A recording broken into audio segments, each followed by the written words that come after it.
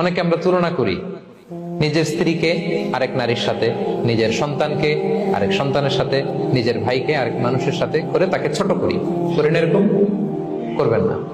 অনেকে দেখবেন ছেলে মেয়ে একটু ভালো পড়াশোনা করে নেই, বলে যে কি করলি তুই, ওই দেখ পাশের বাড়ির ওই ছেলে A+ পাইছে, যা তার পা ধোয়া পানি খা। কমন কথা, ওর কি খা? পা ধোয়া পানি খা। এটার একটা ভালো ব্র্যান্ডিং করা যেতে পারে, মানে A+ পাওয়া ছেলেদের পা ধোয়া পানি, এটা এরকম মিনারেল ওয়াটারের বোতলের মতো বিক্রি করলে ভালো ব্যবসা হবে, কি বলেন?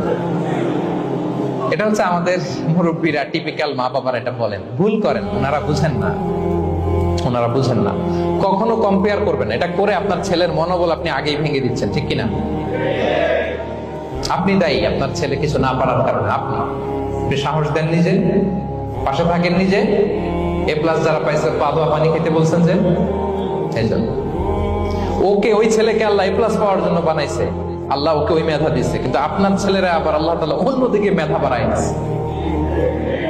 সে ওইটা পারবে, ওইটা ওই A+ আল্লাহ জীবনও পারবে না, ঠিক কিনা বলেন?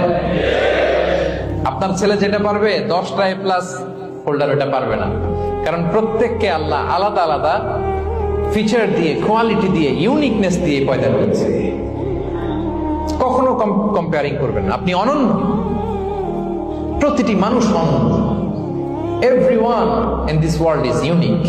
প্রত্যেককে আল্লাহ অনন্য করে বানিয়েছেন। আপনার তুলনা আপনি নিজে, আপনার তুলনা হয় না, আপনি জানেন না আপনার মধ্যে যে পটেনশিয়াল, যে কারিশমা, এটা আপনি বের করে আনতে পারেন না। ওই যে ওগুলো বলছে পা ধোয়া পানি খা, লেখাপড়া করলি না, কিচ্ছু করলি না, কিন্তু আপনি দেখা যাবে অনেক বড় ব্যবসায়ী হবেন, আপনি অনেক বড় দানবীর হবেন, you'll be a great contributor to society।